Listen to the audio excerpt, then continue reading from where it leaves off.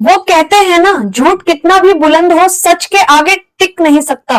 कुछ ऐसा ही हुआ एसआईआर मुद्दे पर। पश्चिम बंगाल की मुख्यमंत्री ममता बनर्जी बंगाल में चल रहे एसआईआर को लेकर दिल्ली पहुंची। आते ही उन्होंने निडर होकर अपनी बातों को सामने रखा। उनकी बातें कहने के अंदाज ने बता दिया है कि वो एक ईमानदार मुख्यमंत्री की तरह पश्चिम बंगाल की जनता के साथ लगातार खड़ी हैं। 2 फरवरी को सुप्रीम कोर्ट, 3 फरवरी को मीडिया के सामने अपनी बातें कहना, 4 फरवरी को सुप्रीम कोर्ट में खुद अपनी दलीलें पेश करना। सुप्रीम कोर्ट में सुनवाई के दौरान ममता बनर्जी ने कहा, न्याय ना मिलने पर सब कुछ खत्म हो जाता है। न्याय क्यों दरवाजे के पीछे हो रहा है? अपनी दलीलें खुद पेश की, जिसमें सीजीआई सूर्यकांत ने बात सुनकर इलेक्शन कमीशन को नोटिस भेजा। उन्होंने कहा, सीएम ममता की दलील सुनने के बाद सुप्रीम कोर्ट ने जारी किया नोटिस। एसआईआर पर चुनाव आयोग को दिए सख्त निर्देश। एसआईआर पर ज्ञानेश कुमार अपनी गलती मान चुके हैं, लेकिन अधिकारियों का नाम स्पष्ट रूप से सामने नहीं आ रहा है, इसलिए इसे सॉफ्टवेयर की गलती बता दिया गया है। एसआईआर से ममता बनर्जी को क्या प्रॉब्लम? चुनाव अधिकारियों ने मानी सॉफ्टवेयर में गड़बड़ी की बात। दिल्ली में आते ही सबसे पहले ममता बनर्जी चुनाव आयोग के दफ्तर में पहुंची। उन व्यक्तियों को लेकर जिन्हें पश्चिम बंगाल में एसआईआर के दौरान मृत घोषित कर दिया था, लेकिन उनकी बात वहां ठीक से ना होने की वजह से ममता बनर्जी मीटिंग को बीच में ही छोड़कर बाहर आ गई।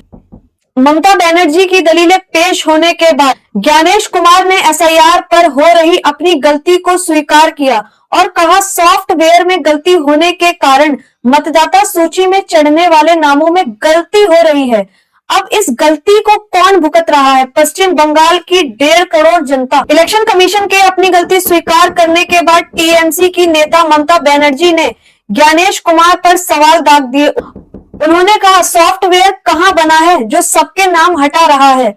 उन्होंने कहा, इलेक्शन कमीशन को सब पता है, फिर भी सॉफ्टवेयर क्यों नहीं हट रहा है? लगातार क्यों एसआईआर में जीवित लोगों को मृत घोषित किया जा रहा है? पश्चिम बंगाल की मुख्यमंत्री यही नहीं रुकती हैं, वह आगे सदन में इलेक्शन कमीशन के खिलाफ प्रस्ताव लेकर आई, जिसे स्पीकर ने स्वीकार कर लिया है।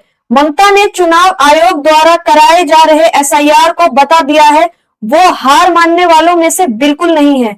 इस बीच उन्होंने इलेक्शन कमीशन को खुला चैलेंज करते हुए कहा, पश्चिम बंगाल में बिहार हरियाणा जैसा हाल नहीं होगा। इस राज्य की मुख्यमंत्री ममता बनर्जी है जो सभी परेशानियों का मुकाबला करेंगी डटकर। टीएमसी की नेता और पश्चिम बंगाल की मुख्यमंत्री ममता बनर्जी लगातार पश्चिम बंगाल में हो रहे एसआईआर पर चिंता जता रही हैं और वह उनके साथ खड़ी हैं।